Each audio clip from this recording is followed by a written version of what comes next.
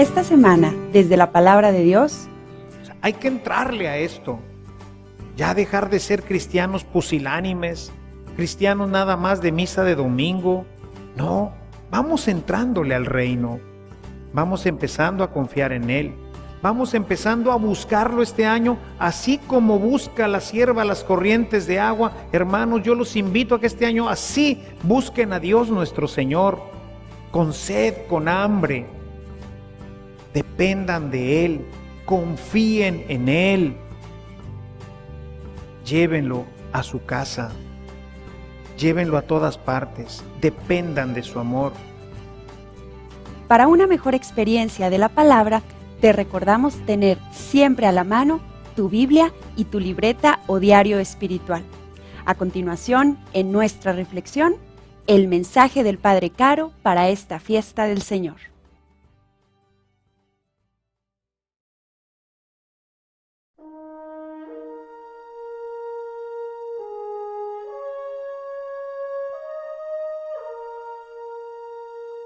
En aquel tiempo, cuando Jesús vio a la muchedumbre, subió al monte y se sentó.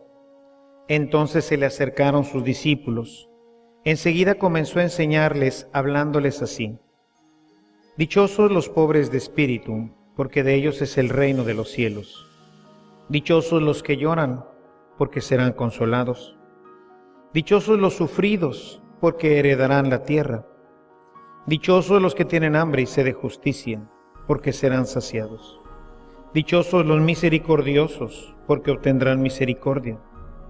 Dichosos los limpios de corazón, porque verán a Dios.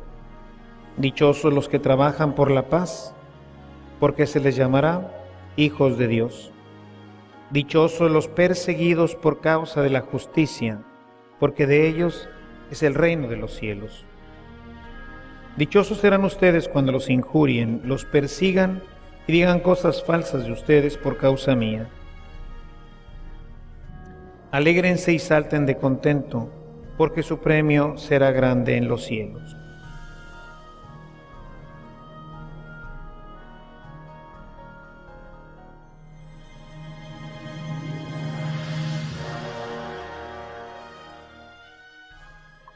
Inicia Jesús su primer discurso con este texto que hoy hemos escuchado de Mateo. Me gustaría, si quieren, abrir su Biblia en el capítulo 5.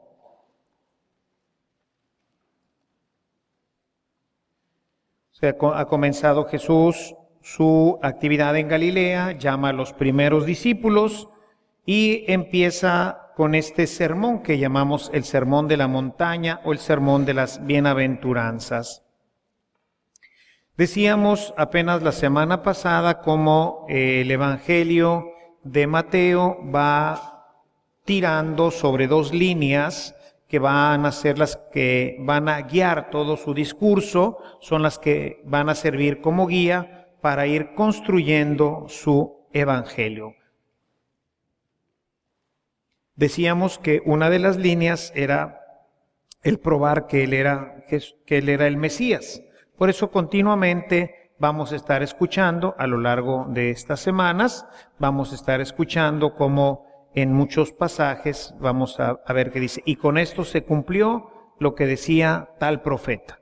De tal manera que sus lectores, los lectores de Mateo, que en general la primera redacción hecha por el evangelista estaba dirigida a los hebreos. De hecho, en algunas partes y en algún momento de nuestra historia, a este evangelio también se le llamó el evangelio de los hebreos, así parece ser. Porque estaba dirigido precisamente a probar que Jesús era el Hijo de Dios y que Él era el Mesías esperado, anunciado por todos los profetas. Otra de las líneas, que es la más importante para Mateo, va a ser el reino de los cielos. Decíamos cómo va a ir, llevándonos a lo largo de todo su evangelio y mostrándonos qué es el reino. Y por eso, precisamente, su primer gran discurso lo va a referir al reino. Si nosotros vemos en nuestro texto, ahí en el Evangelio de Mateo, en el capítulo 5, Vamos a darnos cuenta que empieza con la primer bienaventuranza, dice, dichosos los que tienen espíritu de pobre, o los pobres de espíritu, en algunas traducciones, porque de ellos es el reino de los cielos. Es decir, las primeras palabras que emite nuestro Señor en este texto nos hacen entender quiénes son los moradores del reino, quiénes son los que pertenecen al reino, y nos dice con claridad que son los pobres de espíritu. Ellos son los que pertenecen al reino. Y recuerden ustedes, ya lo hemos visto en otro momento, que el reino de los cielos pues es el lugar en donde nuestra vida encuentra la plenitud.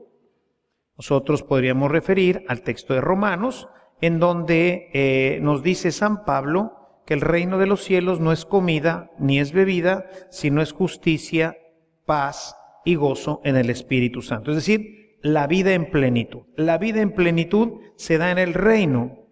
Y por eso todos los demás elementos que vienen en este texto, todos los demás dichosos, dichosos los que sufren, dichosos los humildes, dichosos los que tienen hambre, dichosos los compasivos, dichosos los de corazón limpio, dichosos los que trabajan por la paz. Todas estas bienaventuranzas tienen sentido solamente dentro del reino. Si nosotros lo ponemos en perspectiva fuera del reino y decimos, dichosos los que sufren, pues dirían, no, te equivocaste, ¿no? Dichosos los que no sufren, esos son los felices, los que se la pasan bien. Y sin embargo, en el reino, cuando uno entra a la dinámica del reino que vamos a ir viendo a lo largo de este ciclo, nos damos cuenta que efectivamente vamos a ser dichosos todos, y nos dice por qué, dichosos los que sufren, porque serán consolados. Y aquí se activa un elemento muy importante que no siempre conocemos y que tiene que ver con la teología hebraica. La teología hebraica utiliza una forma verbal que se llama el pasivo teológico. ¿Qué es el pasivo teológico, verdad?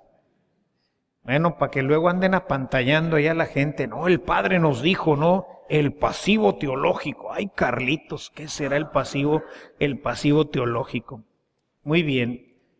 Ya en alguna ocasión he hablado del pasivo teológico.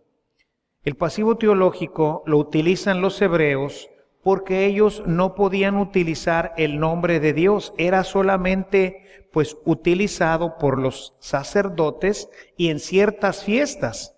De ahí que normalmente ellos van a utilizar el nombre de Adonai, el Señor.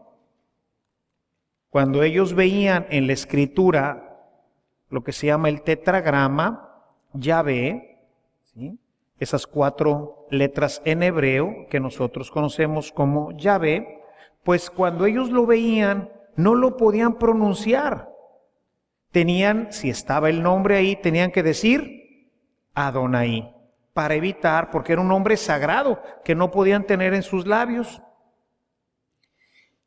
Cuando no estaba el nombre y ellos querían referirse a Yahvé, entonces usaban el pasivo teológico.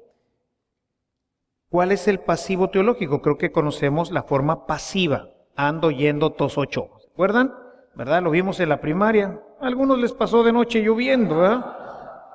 Pero bueno, el gerundio y sus primos y demás compañeros, ¿verdad?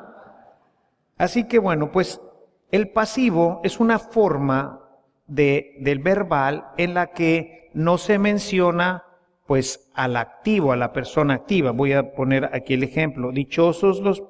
La siguiente, dichosos los que sufren porque serán consolados. Serán consolados. ¿Por quién serán consolados? El hebreo automáticamente dice Dios. No está el nombre de Dios aquí, implícitamente está en el pasivo.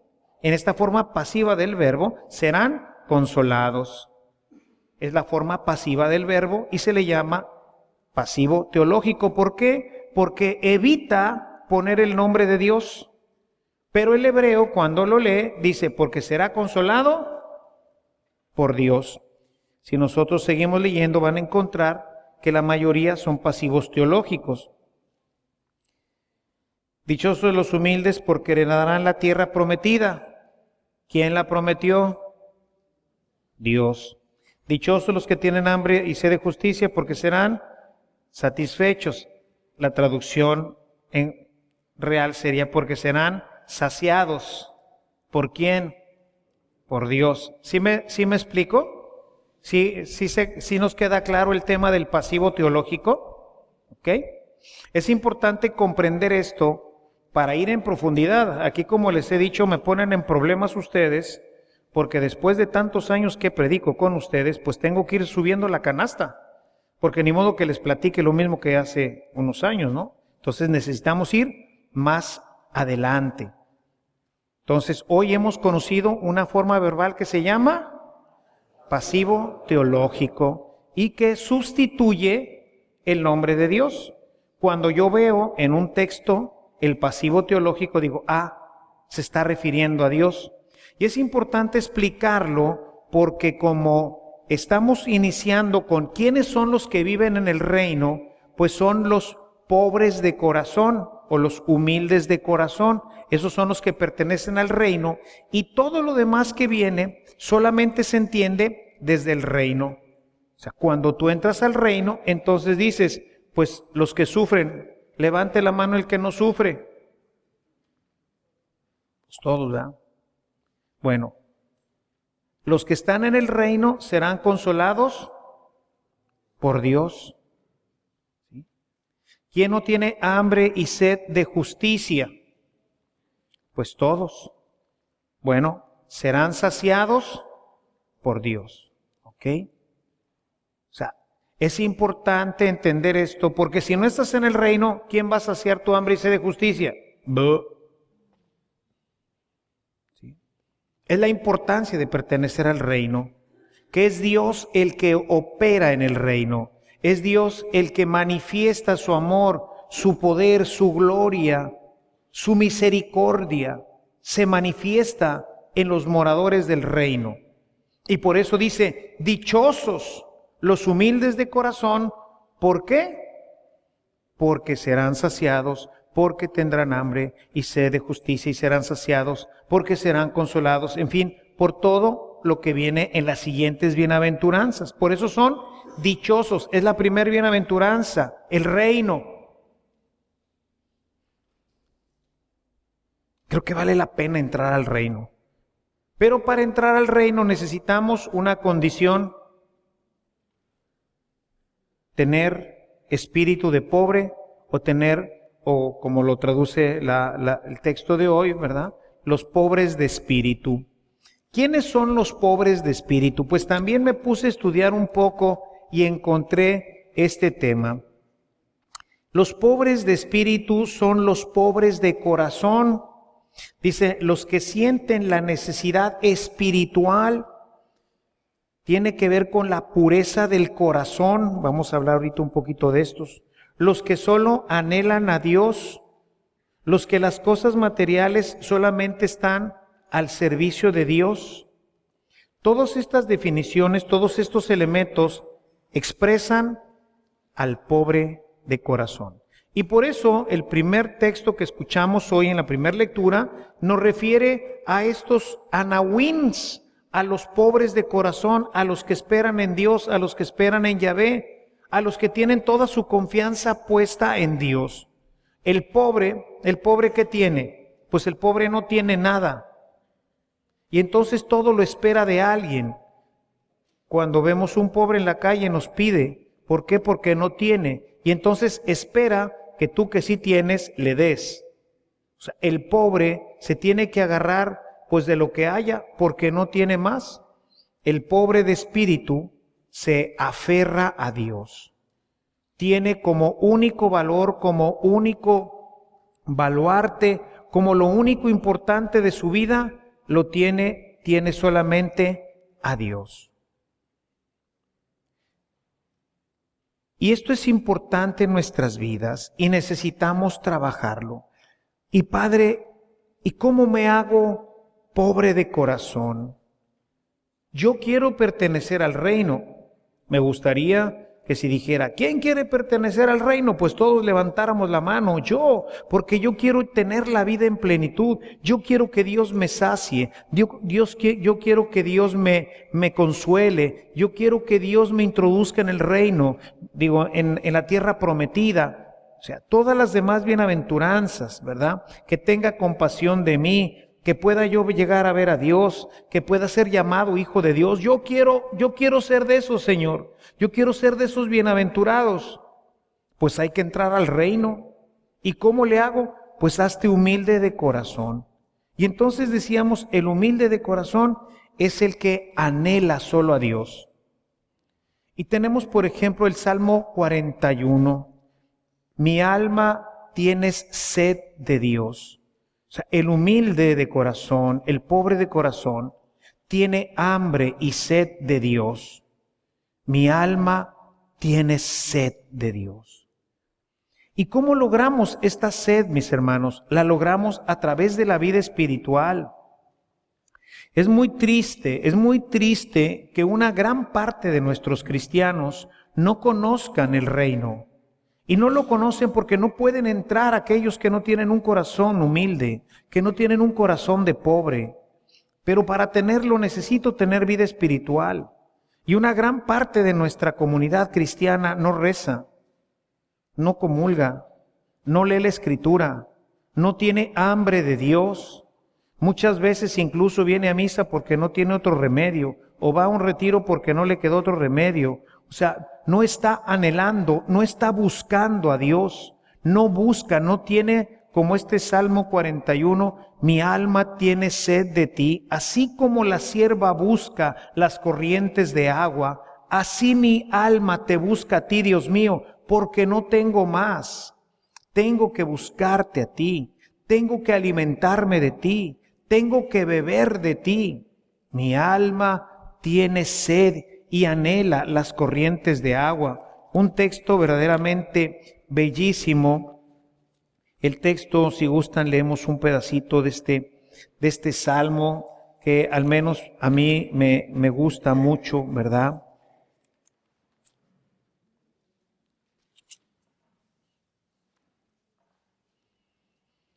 En nuestro texto, Salmo 42, como siervo sediento, fíjense qué hermosura de texto, ¿no? Como siervo sediento en busca de un río, así, Dios mío, te busco a ti. Tengo sed de Dios, del Dios de vida. ¿Cuándo volveré a presentarme ante ti? Día y noche mis lágrimas son mi pan, mientras a todas horas me preguntan, ¿dónde está tu Dios? O sea, tengo hambre y sed de Dios. Hermanos, hay que tener hambre y sed de Dios si verdaderamente queremos conocer el reino, si verdaderamente queremos conocer lo que es la paz, la justicia, el gozo, la alegría interna, la vida en abundancia, que es el producto, el fruto para los que viven en el reino. Necesitamos buscar a Dios, pero buscarlo así, como busca la sierva las corrientes de agua, porque tiene sed, porque tiene hambre de Dios. Yo descubro en nuestra comunidad cristiana poca hambre de Dios, y por eso descubro que no saben lo que es el reino. Y por eso cuando sufren no hay quien los consuele. Se enferma el papá, la mamá, etcétera, etcétera, y viene el sufrimiento. ¿Y quién me consuela si no estoy en el reino? Y entonces entramos en depresión y nos enojamos con Dios y nos enojamos con el mundo por las cosas que pues forman parte de la vida cristiana. Les decía ahorita, ¿quién no sufre? ¿Quién puede pasar por este mundo evitando el sufrimiento? Nadie. Lo puedes vivir en el reino o fuera del reino. No es que en el reino no se sufre, en el reino también se sufre. O sea, cuando murió mi papá, pues se murió, sufrí, ¿verdad? Igual que sufre cualquier persona cuando se le muere el papá, la mamá, el hermano, el hijo, no sé. Sufres, todo el mundo sufre. Sufres porque no tienes suficiente dinero, eres padre de familia, eres cabeza de familia y no te alcanza el dinero y tus hijos pues están reclamando alimento y sufres por ellos. ¿Quién dice yo no? Todos sufrimos. Nada más que en el reino, Dios te consuela. Dios manda el Espíritu a tu corazón, ese espíritu de paz, ese espíritu de consuelo, ese espíritu de amor que te consuela. Por eso dice el apóstol San Pablo en su carta a los Romanos, en el capítulo 8, en el verso 28, todo conviene para aquellos que aman al Señor. Y para los que no aman al Señor, pues no les va a convenir mucho, ¿verdad? O sea, no entienden, porque solamente desde la perspectiva del reino es como yo puedo entender todo este sufrimiento, toda esta miseria que todos nosotros tenemos que vivir. Solamente en el reino podremos aspirar a la tierra prometida. Solamente en el reino vamos a poder ser saciados de amor y de misericordia. Por eso es que necesitamos retomar nuestra vida espiritual, hermanos, y poder decir, como dice este Salmo 41, Salmo 42, mi alma tiene sed de ti. Así como la sierva busca las corrientes de agua, así, mi alma te busca a ti, Dios mío. Buscar a Dios, hermanos. Buscar las cosas de Dios, buscar las cosas de arriba. Continuamente ofrecemos en la parroquia retiros, cursos, diferentes experiencias para conocer a Dios, pero estamos muy ocupados con las cosas del mundo, estamos muy ocupados con nuestros trabajos, y buena fuera que fueran nada más nuestros trabajos. Estamos muy ocupados en la televisión y en el cine y en los amigos y en los deportes y en un montón de cosas que sin ser malas nos van privando poco a poco de Dios nuestro Señor. Y entonces preferimos irnos a un partido de fútbol o un partido de béisbol u otro deporte que ir a una plática, que llenarte de Dios. Preferimos ver pues todo lo que pasa en nuestra televisión que no tiene prácticamente nada de bueno, sobre todo nuestra televisión mexicana, pura basura. O sea, los que me siguen en Twitter y los que me siguen en Facebook, pues traigo una guerra ahorita declarada, a ver quién me hace caso. No creo que me hagan mucho caso porque la verdad es que me parece que no hay mucho interés por proteger a nuestra juventud ni nada y seguimos dejando que se envenenen con toda la porquería que produce Televisa y compañía, ¿verdad? Pero bueno, traigo este tema ahí, ¿verdad? De decirles, raza, ¿qué están viendo estos chavillos? La Rosa de Guadalupe, horario premium, un programa completamente inmoral, y o sea, ni qué decir desde la perspectiva cristiana, ¿verdad? Es algo verdaderamente nefasto. ¿Y qué pasa? Uno dice, la Rosa de Guadalupe. ¿Cuál es la primera imagen que te viene? La Virgen de Guadalupe, ¿no es cierto? Se aprovechan para poder desarrollar en las mentes de los niños basura, basura y más basura. Y preferimos eso a una buena lectura. Hay un chorro de cuentos de los santos. Una de las fuentes donde yo pues bebí gran parte de mi vida espiritual fue de los cómics de los santos, que en aquel tiempo eran color sepia, ni siquiera eran a colores. Los que sean del Chocomil para atrás y recuerden esas que se llamaban vidas de santos, ¿recuerdan? Las vendían también en los puestos de periódicos, igual que el Memín Pinguín y ¿cómo se llama? Lágrimas y risas y todo ese tipo de rollos.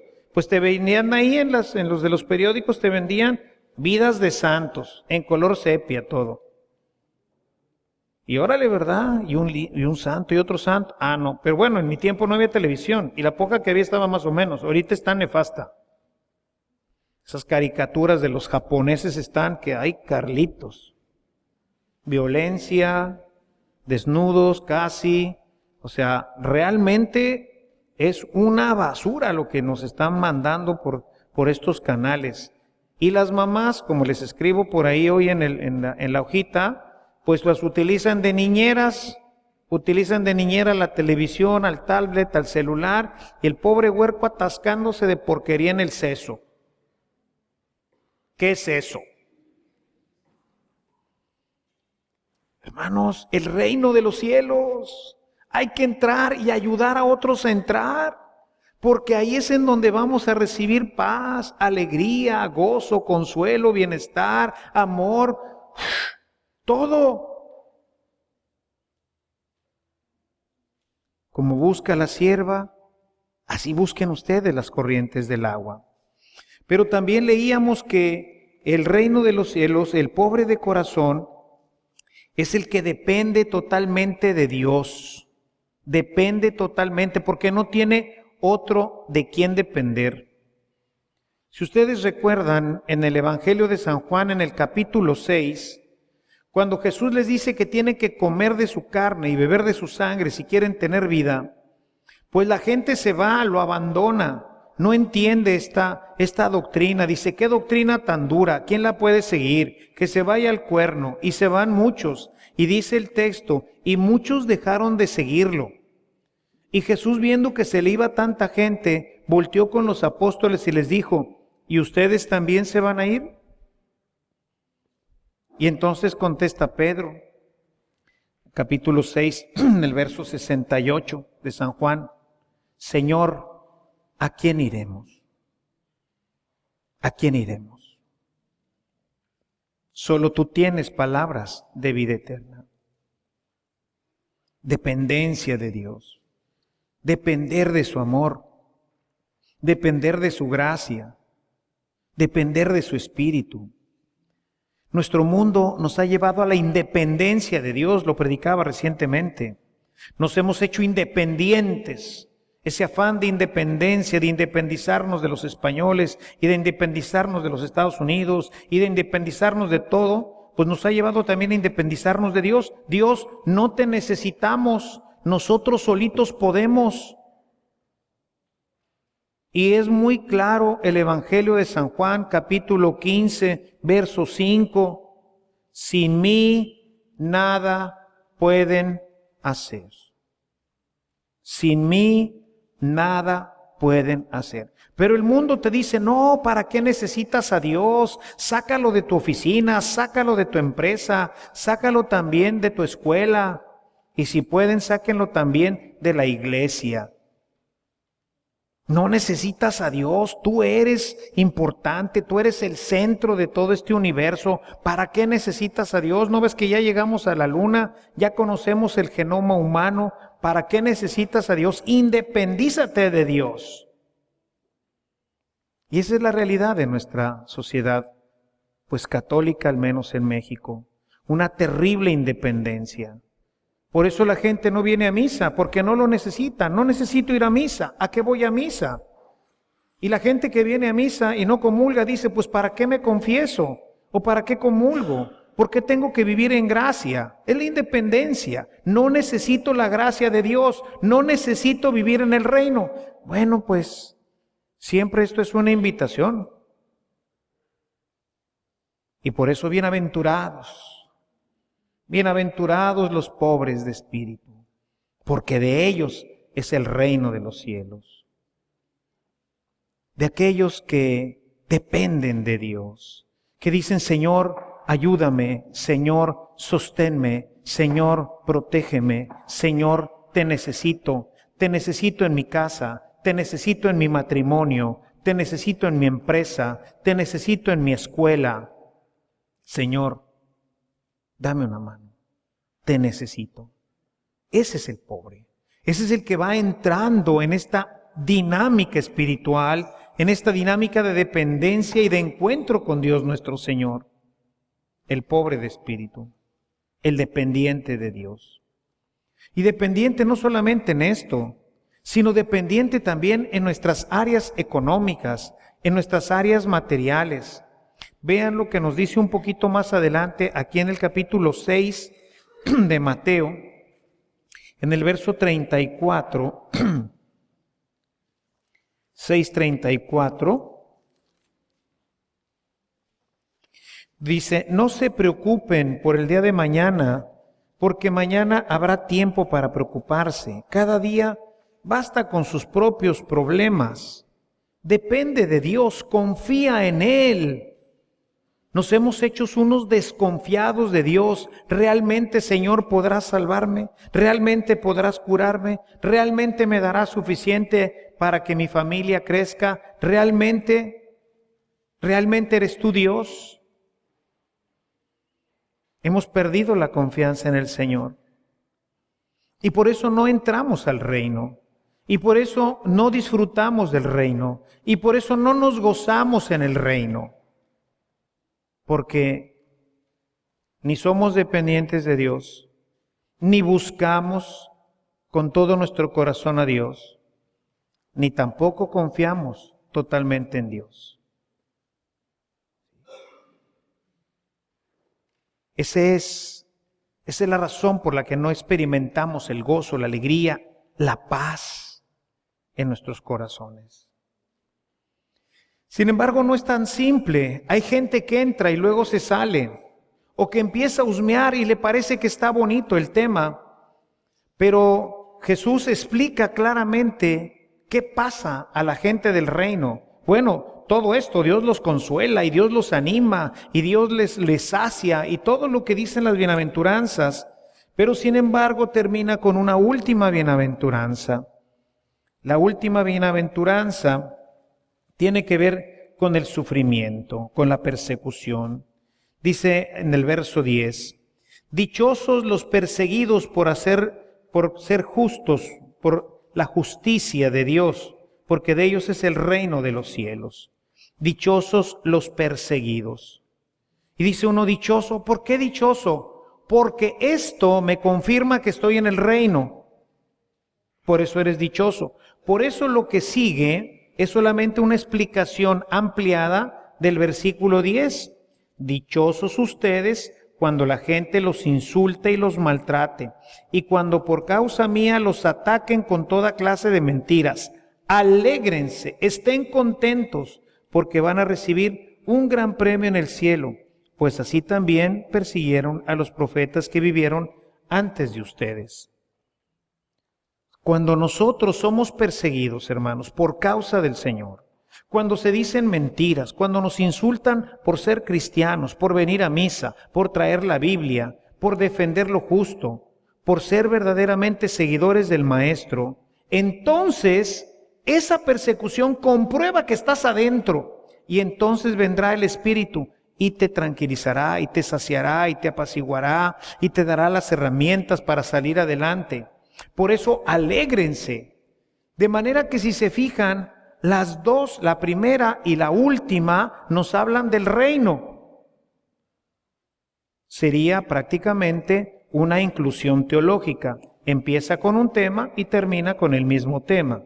Y todo lo que está al centro es el producto de los dos elementos, el inicial y el final. El reino está contenido en esto. Se entra a través de ser pobre de espíritu. Y te mantienes en él si eres suficientemente, valeroso para que cuando te persigan digas, yes, sí estoy y aquí me quedo. Este es el signo de que pertenezco al reino, porque me persiguen, porque dicen cosas falsas de mí, porque me insultan a causa de Jesucristo, de su evangelio, de su verdad. Y entonces me siento contento y me siento alegre porque soy perseguido. Jesús, que vino a ayudarnos a entender este tema del reino, nos habla de este tema también continuamente, especialmente en el Evangelio de San Juan.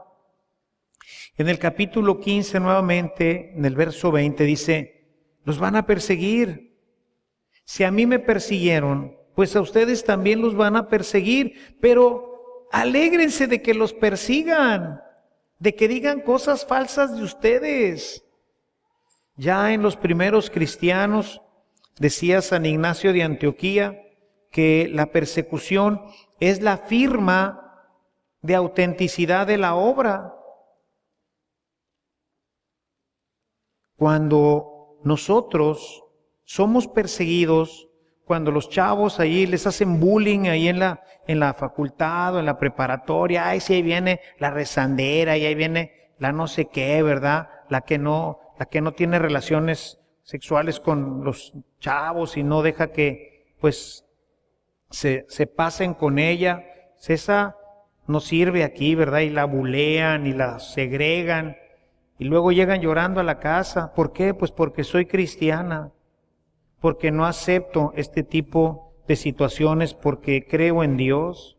O cuando al muchacho, ¿verdad?, que pues busca respetar a la novia y quiere llevar una relación bien con ella y lo bulean y le echan carro. O al empleado que por no hacer un ilícito que le piden, ¿verdad?, dar soborno o llevar a los clientes a lugares inconvenientes o hacer cosas que no son propias de un cristiano, y finalmente no solamente a veces lo bulean, sino que termina perdiendo el puesto o perdiendo incluso el trabajo. Todas esas son las situaciones que hoy se viven, no son las que viven quizás la gente pues en el oriente, donde realmente hay una persecución cruenta y terminan a veces hasta matándolos. Aquí no. Aquí lo más que puede pasar es que te corran de tu trabajo. O que vivas siempre pues ahí con el bullying, ¿verdad?, de parte de tus compañeros, de tus amigos, ahí en la facultad o en la preparatoria. Y entonces la gente tiende a retraerse, tiende a salirse del reino. Si ya te están bulleando, alégrate, quiere decir que ya entraste, que eres dichosa, que Dios te va a saciar de bienes, de gozo, de alegría, de paz. Alégrate. Y entonces vemos cómo al inicio del Evangelio Jesús nos hace esta propuesta, nos invita a entrar al reino y nos dice que ahí está la felicidad. Dichosos, felices los que entran al reino, felices. ¿Por qué? Porque van a ser saciados por Dios, porque van a ser curados por Dios, porque van a ser sostenidos por Dios, porque Dios les va a dar la tierra prometida, porque van a ver a Dios. Todo esto ocurre dentro del reino. Fuera del reino, hermanos, no se puede vivir. El ser humano en sí está hecho para vivir en el reino. Fuera del reino, hagan de cuenta que es un pescado fuera del agua. Tarde o temprano va a morir.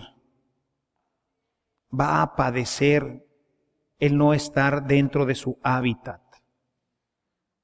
Entremos al reino, hermanos. Aprovechemos este año en que el Evangelio nos estará continuamente haciendo la invitación. Nos estará mostrando todo lo hermoso que es el reino. También lo difícil que es vivir en el reino.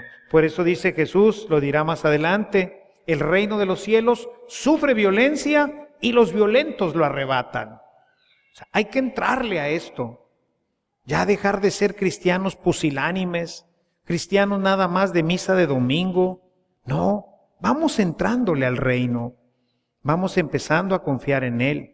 Vamos empezando a buscarlo este año, así como busca la sierva las corrientes de agua. Hermanos, yo los invito a que este año así busquen a Dios nuestro Señor, con sed, con hambre. Dependan de Él. Confíen en Él. Llévenlo a su casa. Llévenlo a todas partes. Dependan de su amor. Confíen en su amor. Sean dependientes del amor, de la misericordia, de la bondad de Dios nuestro Señor, y conocerán la belleza del reino. Aprovechemos este año para aumentar nuestra relación con Cristo y de esta manera introducirnos en la vida del reino. Y si a lo largo de tu caminar en este año te empiezan a perseguir, si al caminar en este año te empiezan a decir cosas por causa de Jesucristo, hermano, alégrate, ya te metiste, no te salgas, no te vayas a salir. Porque si te bulean, si te dicen cosas feas por Cristo, es porque ya eres un cristiano transparente, un cristiano que se le nota que verdaderamente está en el camino del Señor. Busquemos este año introducirnos en la vida del reino para que conozcamos la belleza, la plenitud que Dios ha ofrecido a todos sus moradores. Alabado sea Jesucristo.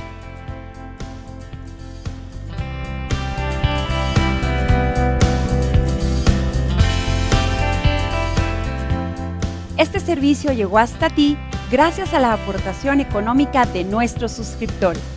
Si deseas formar parte de esta gran obra de evangelización, agradeceremos cualquier aportación que salga de tu corazón. También te invitamos a visitar nuestro centro de evangelización en línea, en donde encontrarás de forma gratuita una diversidad de material para tu crecimiento espiritual o el de tus grupos apostólicos.